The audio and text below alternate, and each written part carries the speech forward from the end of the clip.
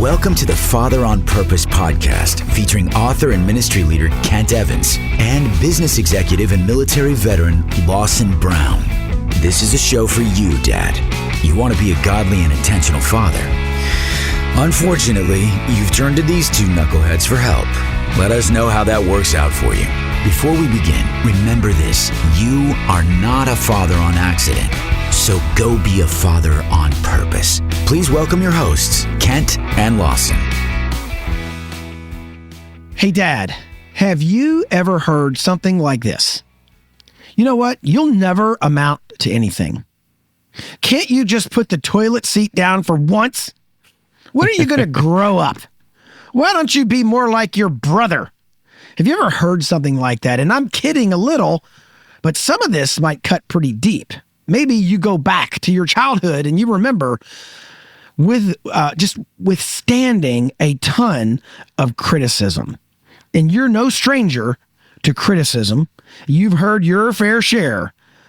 The trick with it is some of it is needed and helpful. It's called feedback. But some of it is evil and mean-spirited and destructive.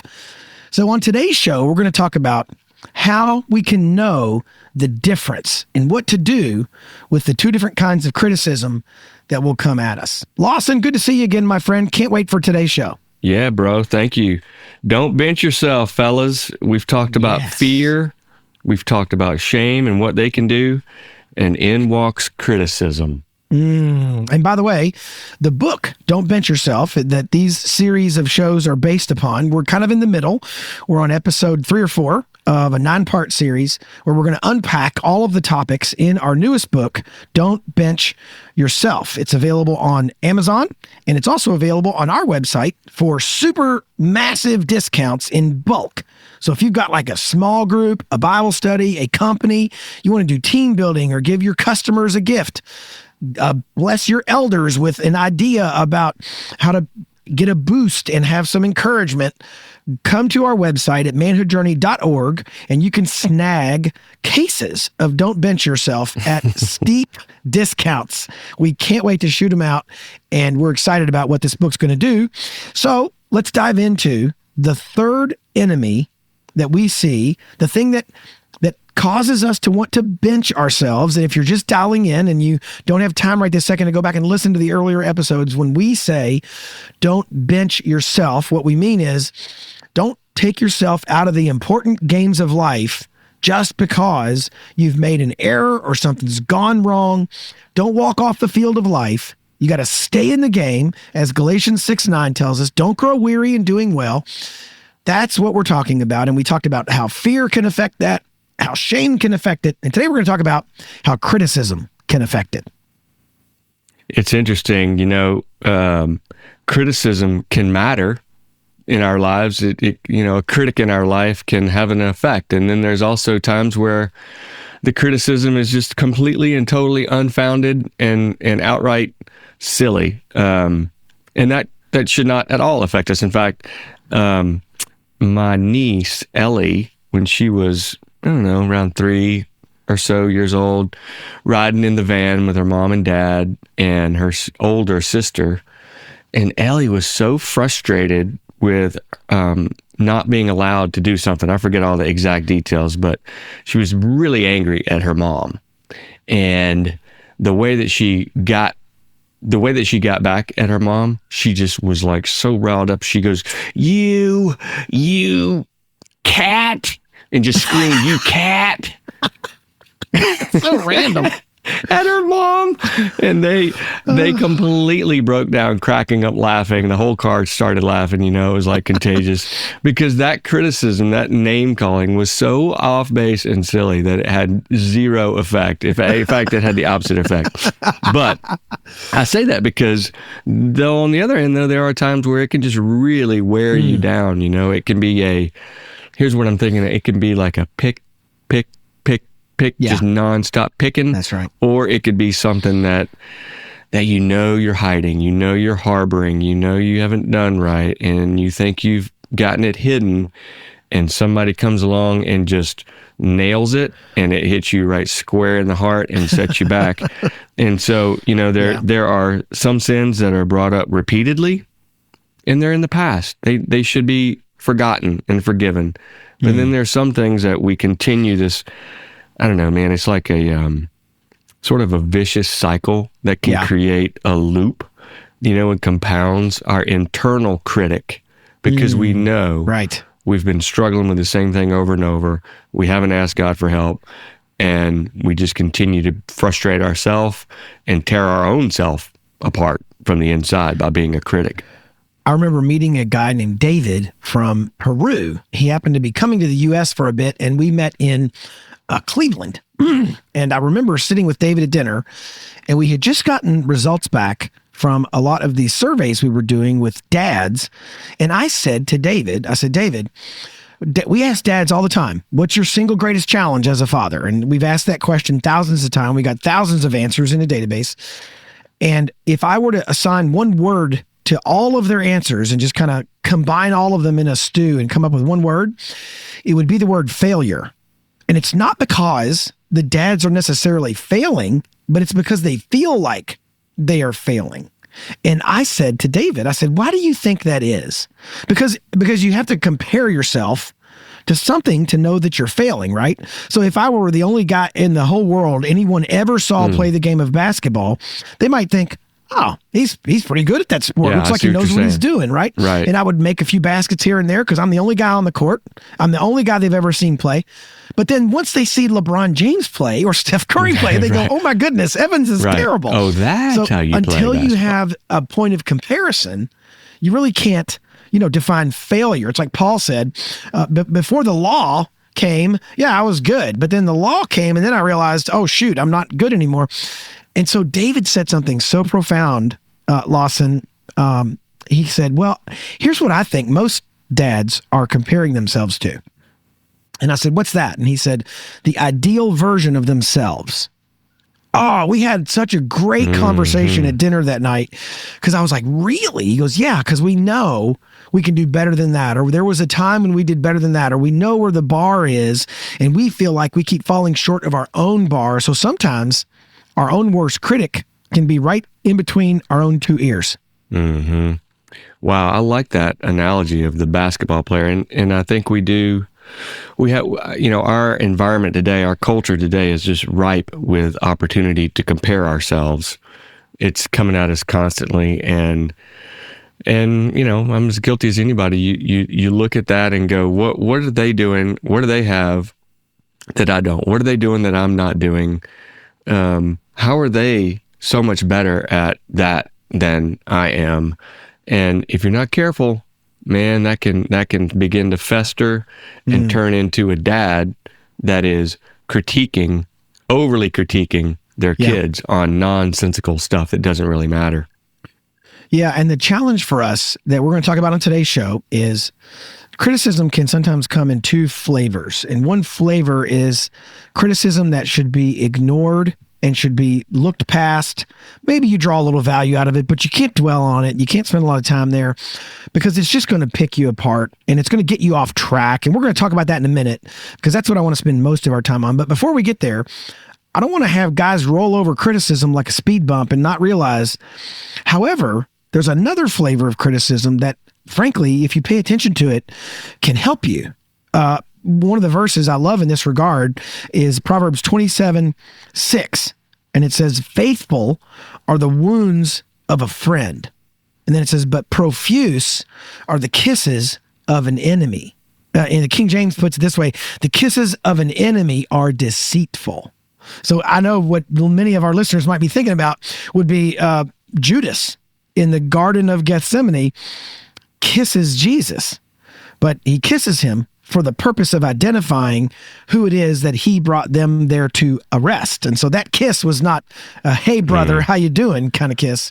That was the kiss of an enemy. But Proverbs talks about faithful are the wounds of a friend. And then there's a zillion other verses. I won't cover them all. Go to ChatGPT sometime and type in what do we hear in Proverbs about receiving feedback. But real quickly, Lawson, Proverbs 1:5 says, let the wise listen and add to their learning. Let the discerning get guidance. Proverbs 9:9 says, instruct the wise and they will be wiser still. Teach the righteous, they'll add to their learning. Proverbs 10:7, whoever heeds discipline shows the way to life, but whoever ignores correction leads others astray, and on it goes. There's several dozen verses in Proverbs about this concept right here. The wise person listens to feedback. In fact, goes and solicits it, chases it, seeks after it. Whereas by contrast, the fool doesn't listen at all. He scoffs at it. He pushes it back. And so one thing I want to make sure, I really want to talk about not letting criticism cause you to bench yourself. But before we do, I want to make sure we've had a moment where we said, but what about that kind of criticism that even sometimes, if not offered the nicest way or on a silver platter, is meant to help us? And you told me to remind you about a story from a guy named Hank. Tell me that story, Lawson. Yeah, Proverbs 15 says, the ear that listens to life-giving reproof will dwell among the wise. Whoever ignores instruction despises himself, but he who listens to reproof gains intelligence. I think there's something key about criticism that comes our way that is meaningful and useful and, from God, that can satisfy a redirection that might be needed. And so the experience that I had was, there's this guy on our team who has been doing this for a long time. He's kind of been there, done that on a lot of fronts. He's a very well respected person. And I had recently gotten this new job, and we were coming off a high. We had had a couple of great years of sales, running hard, and we're beginning to see signs of a slowdown. But it was kind of hard to spot exactly where and what was going on. And two key things I think that in the form of constructive criticism people have used that term, or like feedback that is helpful. And that is, I knew that he had my best intentions at heart. I knew he had a love for the team and a love for the business at the reason that he approached me. And number two, we've talked before about, praise publicly and criticize in private. Yeah. And he did. He pulled me aside and said, hey, some things are really worrying me. And he laid out what they were. He said, and I don't feel like you're seeing them. And I don't feel like you're taking them as seriously as I believe you, as our new leader, ought to be doing. And here's why I think that. And it wasn't just a 2-sentence, reproof.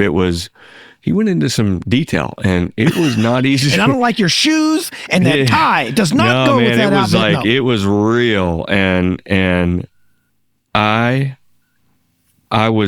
he did it in a way and at a time where I was thankfully receptive, because it really did help me redirect. And I could see it in a way that I wasn't able to see on my own. And, was able to make adjustments because of that. But what Hank did that was so valuable to me was, I knew that his heart was in the right place, that he cared for me, he cared for the team, he wanted us to succeed. And he did it at the right time, in the right setting, privately. And it was also, like we talked about last episode, it was pretty blunt. It was not, he didn't plant flowers around something. He came straight at it, Yeah. So there was no mistaking it. It wasn't like I left going, that was an ambiguous conversation. I wonder what he meant. And so, it was a good life lesson for me, a good reminder to me, and it's helped a lot of people in a lot of ways, because he was a wise counsel. He was bringing faithful wounds to a friend, and helping me in a way that wasn't just, he wasn't trying to do something to be right. He wasn't trying to prove his value. It was totally genuine. And from that point on, things have been a whole lot better. Wow. So I think it was a great example of what you're talking about here, Proverbs 27:6, and the other ones that you read. Let me harp back on it. Let the wise listen and add to their learning. Instruct the wise, and they will be wiser still. Whoever heeds discipline shows the way. You got to be ready for that, but the person bringing it also has there is a way to do it as well. Yeah. And in that regard, Lawson, the story you told, did Hank report to you? Was he on the org chart? Yeah. Well, that's pretty remarkable, even as you think about how sometimes we will only listen to feedback from those kind of quote unquote above us on the chart. So like in my case, I know some guys who've got podcasts that have higher numbers than ours. I know some guys who've written books that have sold more books than ours. And I'm inclined to want to listen to those guys because, they're clearly ahead of me in the game that I'm playing. And so they probably have a lot to teach me. But sometimes I'll bristle at feedback from maybe it's a first-time podcaster or a first-time author. I'm like, hey, what do you know, man? When you're James Patterson, you call me, right? Until then, just keep your mouth. So it's pretty cool. It's remarkable that you had a relationship with him where you had either created the environment or opened the door or made it plain that people who are downstream from you on the org chart can bring feedback to you like that. Is that common? Well, we have a very open relationship, it's a great culture. Everybody wants each other to win. But I think what happened was God was there. Proverbs 27:5 says, better is open rebuke than hidden love. Yeah. He didn't hide his desire to help. It was not easy for him. Yeah. But think of had he not. It doesn't mean as much to you because you aren't in our world, but I decide what means stuff to me. Don't tell me what things mean to me. I decide that. This means nothing to you, Ken, so let me... You wouldn't understand. No, but I'm saying it means so much to me that he didn't... Yeah. That he didn't fake it, that he didn't hide it, right? And he was willing to be brave, and whether it's a friend or someone who reports to you, or your child, it does take courage to bring something to someone that is going to I don't know about hurt that person, but something that's not going to be potentially received well. Right. And so I am certain of this. Hank had prayed about it. And, cool. And God allowed that time to happen for the two of us.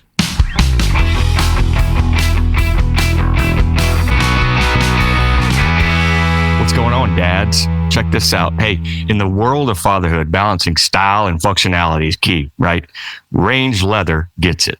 Offering products like the sleek Elbert wallet and the American flag hat. It's perfect for dads on the move. Made from the finest Horween leather, Range's products don't just look good. They are built to accompany you through every dad duty with elegance and resilience. Snag your next dad essential at rangeleather.com and save 15% when you use code MJ15 at checkout. Head to rangeleather.com to get your swag. That's RANGE leather.com.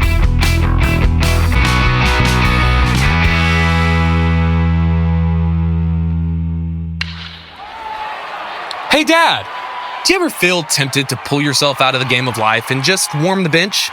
To sit it out while your family steps in and picks up the slack? I know what it's like to want to ride the bench and withdraw. This can be the easy path to take, but we know it's not the best one. So, the engineers at Father on Purpose Laboratories have created a revolutionary new product, the Game Time Helmet. You put it on and it relentlessly screams in your ears, "Hey, pal, keep your head in the ball game." It comes in an array of colors and even has an adjustable chin strap to lock it on tight. I use one every day. I've even started letting my teenage kids wear it. It only has one volume setting, blaring. Now, we're joking. Sorry. This product doesn't really exist. However, what does exist is the new book, Don't Bench Yourself by Kent Evans. It's a short read packed with powerful lessons And as a bonus, it does not incessantly yell at you. Snag a copy of Don't Bench Yourself and get back in the game today.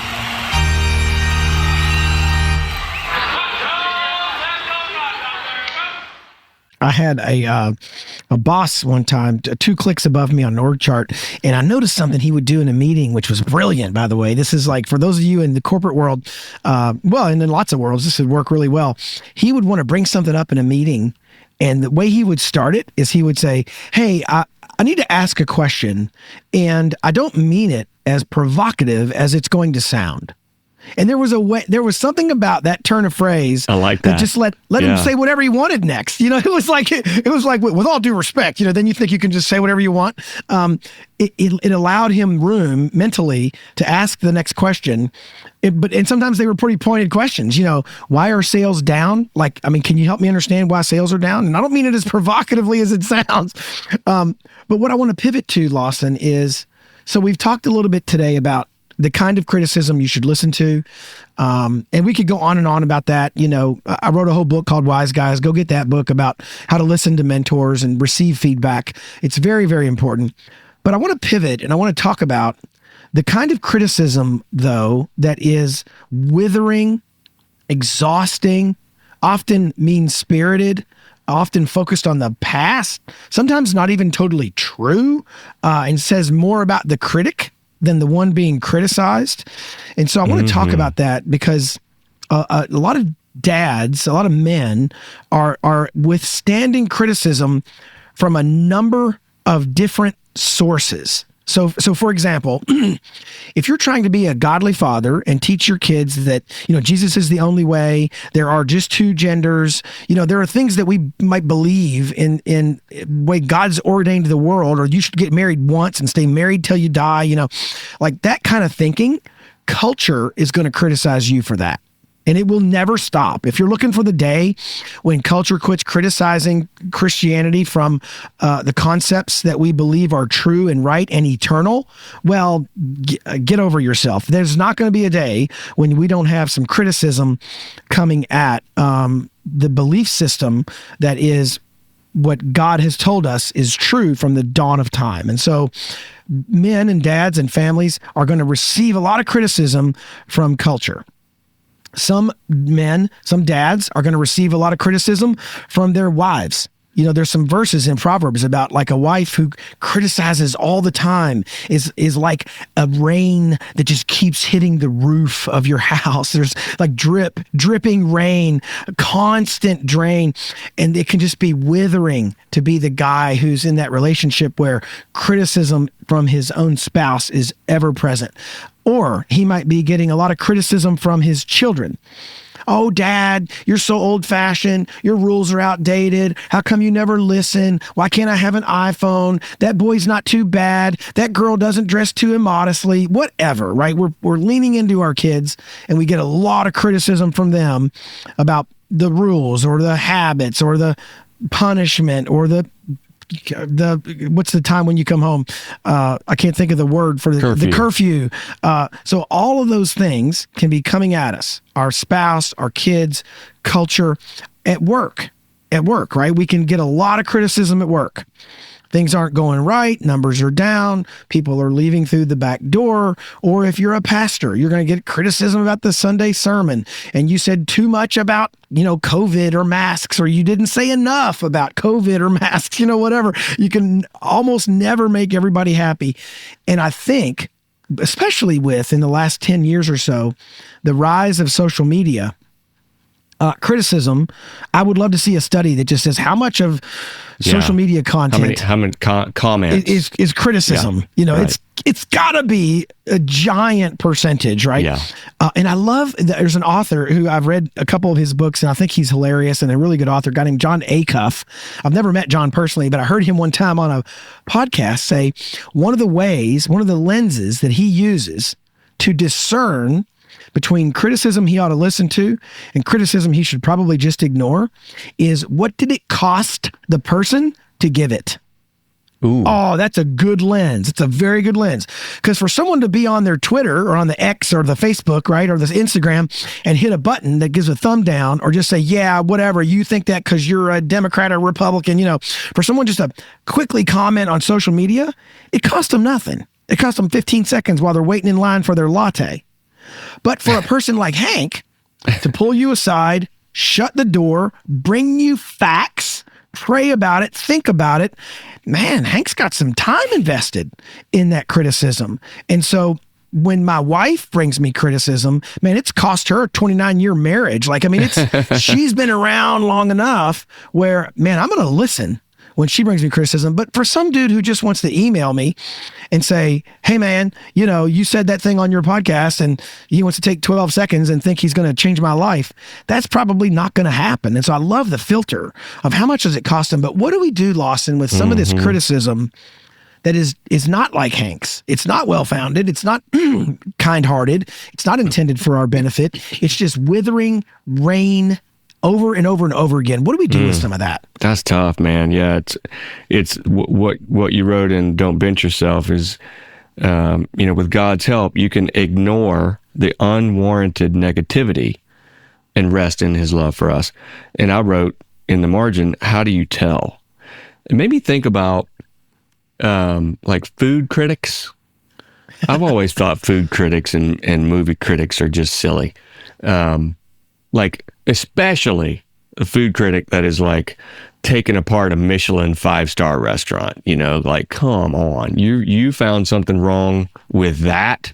How many people would just love to have had the meal you had and you're just going to pick it apart and write this scathing review, right? But then I kept kind of going down that path thinking, what would a Yelp review say about me?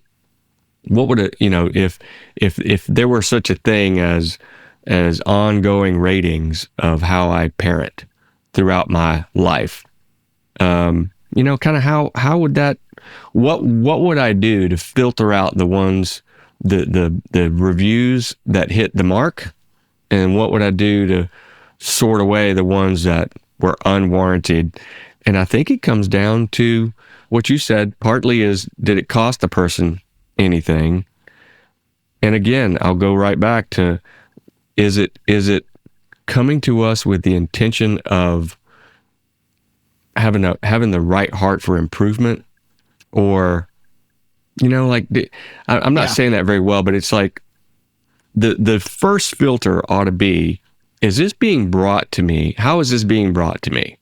And if it isn't, if it is not out of love and buy-in, to be with you in this, then let it fall off like rain does off a duck's back. Don't even let it stick. Just keep moving. In the book of Nehemiah, the short version, right, is Nehemiah was working in one place and he hears that the wall of Jerusalem has been, destroyed and is not being repaired and they're in bad straits. So he goes back and he leads this campaign to not only rebuild the wall, but then he becomes the governor of Jerusalem for a long time. And so he implants himself. And early, as we're watching him rebuild the wall, which Nehemiah is a fascinating book. The first 6 or 7 chapters deal with just the rebuild of the wall. But then after that, there's a lot more content about how he governed and how he led. Very interesting study on leadership. But one of the things that he was able to do, especially early on, he had these guys like Sanballat, Geshem, Tobiah, who wanted to harm him. They were his enemy for sure. And they kept asking him to come down, come meet with them. They tried to trick him into going certain places. And whether we want to debate whether Nehemiah was just avoiding them or what he was doing, he stayed focused on the task because he knew that what they were calling him to was not what God had for him.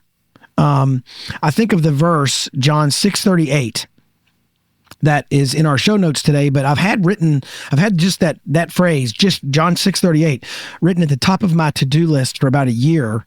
And it's one of the places, Jesus says this often, but it's one of the places where Jesus said, I've come down from heaven, not to do my will, but to do the will of him who sent me. So there is this idea that even in Hebrews, we see Hebrews 12, it says, for the joy set before him, Jesus endured the cross. So he knew where he was going.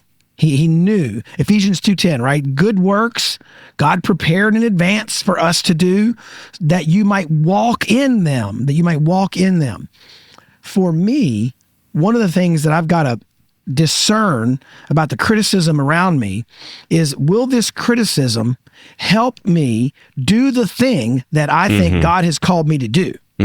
So I know I'm supposed to love my wife till I die or she dies. I know I'm supposed to lead and disciple my boys, right? I know I'm supposed to be a good steward of my money. I know I'm supposed to, there's things I know that God has told me that I'm supposed to do. So will this criticism about like how tall my grass is in my front yard, make me a better husband, make me a better dad, right. Passing it through the filter of my mission and the work God has called me to do is often really helpful in how to sift, the criticism I should pay a lot of attention to and that which I should ignore. Yeah, it's hard to know though. Sometimes, I'm thinking there are guys out there that have a history with their father or their own mother, or someone in their life just won't let up, and they've got their number and they keep bringing up the past. And like, what do you do with that criticism aside from going to the person themselves and saying, something to the effect of, hey, we've moved on from that, and from here on out, you bring it up, it won't matter to me. I'm done listening to that. How do you address a person that's been in your life for a long time? Can you back that up? Can you go to them with a spirit of, this criticism that you constantly bring, I guess outside of, cutting them out of your life and just moving on without them, but maybe you can't. Maybe there's a guy listening that has got someone in their life that they just really don't know how to go to them and say, look, this criticism it's unfounded, it's mean-spirited, it's not true, and so I'm not going to listen anymore. That's a tough conversation to have, but to keep your path clear, sometimes you have to go have that difficult conversation, and sometimes more than once. One time right. doesn't do it. Right. You draw a line, and you have to come back and point at that line again and go, I'm going to tell you again, this is the line. We're done crossing it. And if you do it again, I'm just going to point right back at it again, because I'm no longer accepting what you're bringing. Yeah. Well, and the truth of the matter is, if there are people in your life that are just constant sources of negative, unfounded criticism, some of them you can't just chuck them overboard, right? They're a relative. You're going to see them at least a few times a year. You may be in proximity to them more often than you'd like. So you don't want to just go and say, hey, next time I see you, I'm not going to, you may have mitigating factors that cause you to not be able just to turn off those people from your life. Having said that, I think the more universal strategy that we can all employ is repeated several times in the book of Hebrews. There are several times in the book of Hebrews where we're told to look at some other example to gain strength from that example. So, for example, several times we're told, consider Jesus, the author and perfecter of our faith, who did not back down, who did not wither under this assault, but instead died for our sins. And so it's not just the theology of Jesus being the Messiah and the Savior. It is the practicality of me looking at that and going, hey, if he could endure that, I can sure put up with so-and-so at Thanksgiving dinner. Yeah, right. In other words, That's we're told good to be point. reminded over and over. So like even in Hebrews 11, right? It's the hall of faith, they call it. It's all these people that the author of Hebrews trots out for basically one purpose, and that is to show how these people walked by faith so that we could walk by faith, right? It's Abel, it's Abraham, it's all these people, Jacob, and he goes through all these people by faith. Sarah herself received power to conceive. Abraham did this. Moses did that. Noah did this. And the reason for that is not just so that we could go, oh, well, I can tell the stories of Gideon, Barak, Samson, Jephthah. It's not just that I can recount facts. It's that I would then be strengthened. I would then be strengthened. And so when I can look back in my boys have used this on me occasionally where they know eventually, if they complain long enough, I'm going to eventually say something like, and we may get some hate mail on this, but I'll eventually say something like, okay, so you got to put up with a math teacher who makes it harder for you to come to class every day. By contrast, the perfect savior of the world had to be crucified to a wooden cross. I think you're probably going to be able to withstand this super difficult challenge in your life. It's where even at one point, one of my kids, I remember one of my boys was saying something, and before I had a chance to respond, he goes, I know Jesus died on a cross. I don't want to hear it. And I'm like, I got you. Because there are just times when while I'm not comparing myself to, some lousy father so I can feel better, I'm not trying to compare myself to some broken marriage so I can feel like I'm a superior husband, but I am trying to look back in history at heroes of the faith and Jesus himself and go, man, because here's the deal, man.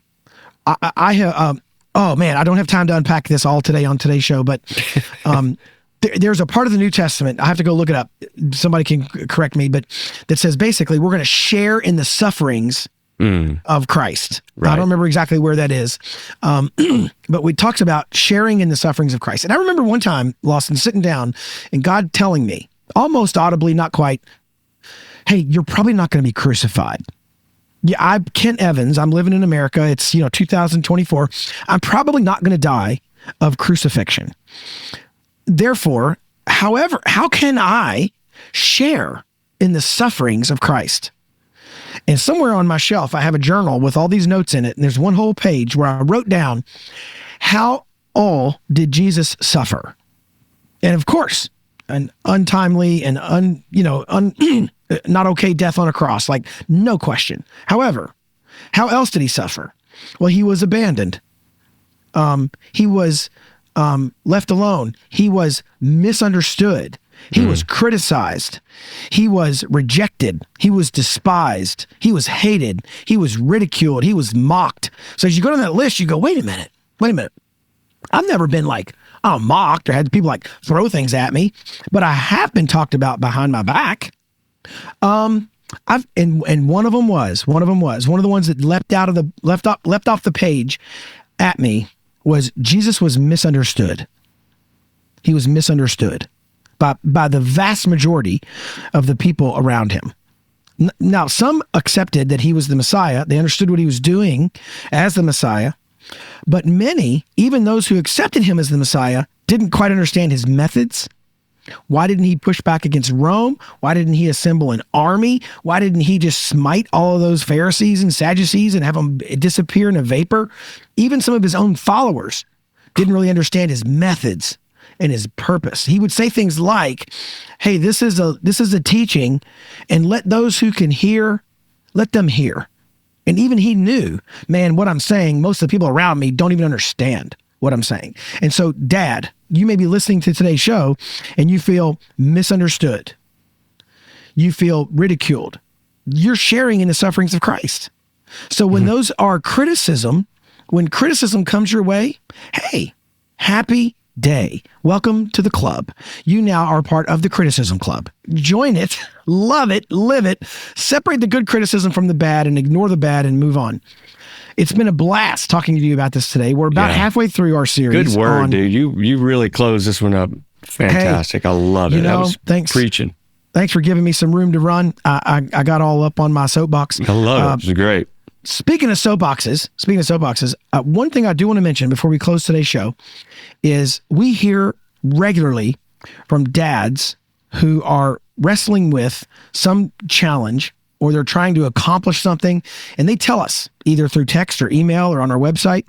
And I want to share with you guys what Eric said recently. He came through our store. He bought our guide called Embarking. It's a Bible study guide you can do with your son that is about how to be a godly man. And Eric said one of his biggest challenges is preparing his boys for what they will face with temptation, screen time, navigating social media, and the cultural confusion surrounding their sexuality and what the culture is throwing at them. And so if you're like Eric and you have a similar challenge, feeling like things are coming at you and you're trying to raise boys in the midst of this environment, good news. We have something that can help you. It's the Embarking Study Guide. Go snag it on our website. You can grab it like Eric did and start to help your boys lean into the identity God has for them. Thanks for joining us on today's show. We will see you next week as we continue our series on the book, Don't Bench Yourself. Until then. Hey, Dad, thank you for listening to today's show.